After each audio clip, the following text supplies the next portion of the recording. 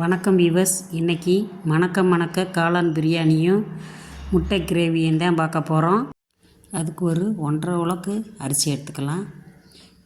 நான் சீரக சம்பா அரிசி தான் எடுத்திருக்கேன். இதை நல்லா தண்ணி ஊற்றி நல்லா களைஞ்சிருங்க. 2 தடவை களைஞ்சிட்டு அதே உலக்கில் 3 உலக்கு தண்ணி எடுத்துக்கலாம். 3 உலக்கு தண்ணி எடுத்தோம்னா கரெக்டாக இருக்கும். இது நல்லா ஒரு அரை மணி நேரம் நம்ம ஊற வச்சிடலாம்.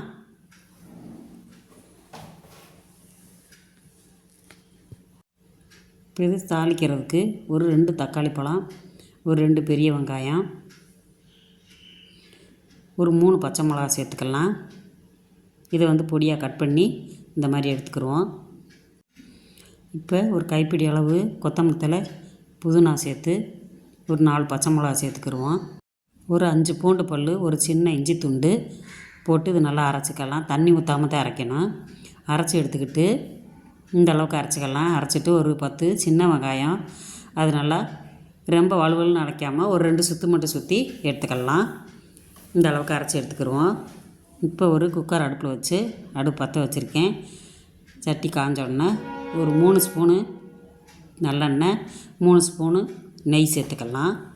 இது நல்லா காஞ்சதும் ஒரு ஸ்பூன் சோம்பு, ஒரு சின்ன பட்டை, 2 கிராம்பு, 2 ஏலக்காய், ஒரு அன்னாச்சி பூ, கல்பாசி கொஞ்சம், ஒரு 5 முந்திரி பருப்பு, ஒரு பிரியாணி இலை போட்டுக்கிடுவோம். இது நல்லா பொரிஞ்சு வந்தோன்னா கொத்தமல்லி தலையும் புதினாவையும் சேர்த்து வதக்கிடலாம். இதுலேயும் கட் பண்ணி வச்சுருக்க பெரிய வெங்காயம் சேர்த்து நல்லா வதக்கிடுங்க. நல்லா வாசம் வர்ற வரைக்கும் வதக்கிடுவோம். வெங்காயம் கண்ணாடி பதத்துக்கு நம்ம வதக்கி எடுத்துக்கலாம். இப்போ வதங்கினோன்னே நம்ம கட் பண்ணி வச்சுருக்க தக்காளி பழத்தையும் சேர்த்து போட்டு நல்லா வதக்கிடுங்க. தக்காளி நல்லா வதங்கினதும் இப்போ நான் காளான் ஒரு கப்பு சுத்தமாக கழுவி எடுத்து வச்சுருக்கேன். அதையும் சேர்த்து போட்டு நல்லா வதக்கிடலாம். இது நல்லா வதக்கும் போது தான் நம்மளுக்கு டேஸ்ட் அதிகமாக இருக்கும். இப்போ தேவையான அளவு உப்பு சேர்த்துக்கிடுவோம். உப்பு சேர்த்துட்டு நல்லா வதக்கிடுவோம்.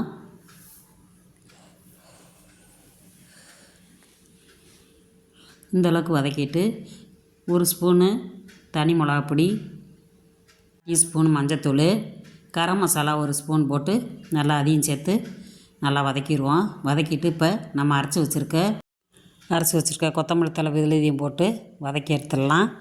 இது நல்லா வதங்கணும். நம்ம எவ்வளோ தூரத்துக்கு வதக்குறோமோ அவ்வளோ தூரத்துக்கு வாசமாக இருக்கும். சாப்பாடு கம வாசத்தோடு இருக்கும். இப்போ நல்லா இந்த அளவுக்கு வதங்கிருச்சு. இப்போ நம்ம இப்போ அரைச்சி வச்சுருந்த விழுதோட தண்ணி ஒரு 1/4 டம்ளர் சேர்த்து அதையும் சேர்த்து ஊற்றிக்கலாம். இப்போ இந்த அளவுக்கு ஊற்றி நல்லா கலந்து விட்டுட்டு நம்ம ஊற வச்சுருந்த அரிசியை தூக்கி அதில் கொட்டிடுங்க.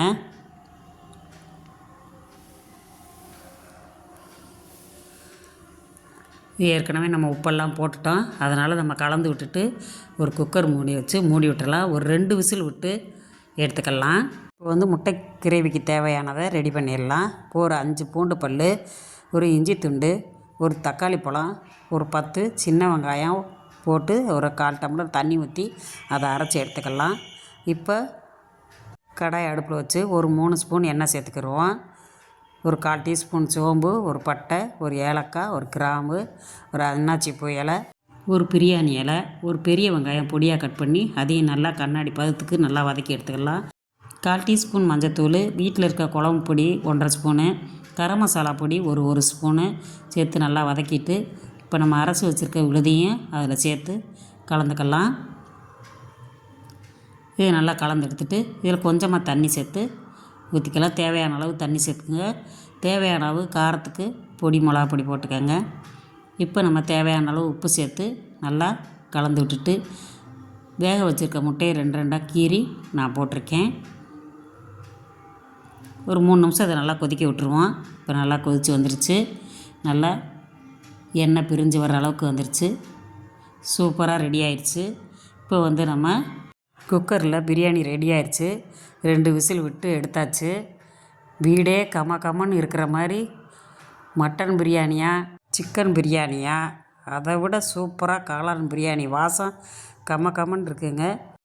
பிரியாணி வாசத்தை பார்த்து என்ன உங்கள் வீட்டில் இன்றைக்கி என்ன சமையல் மட்டன் பிரியாணியா சிக்கன் பிரியாணியான்னு கேட்பாங்க. அந்த அளவுக்கு சூப்பராக இருக்கும்.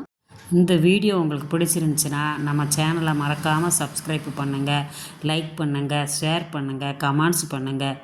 மறக்காமல் உங்கள் ஃப்ரெண்ட்ஸுக்கெல்லாம் ஷேர் பண்ணி விடுங்க. தேங்க்யூ.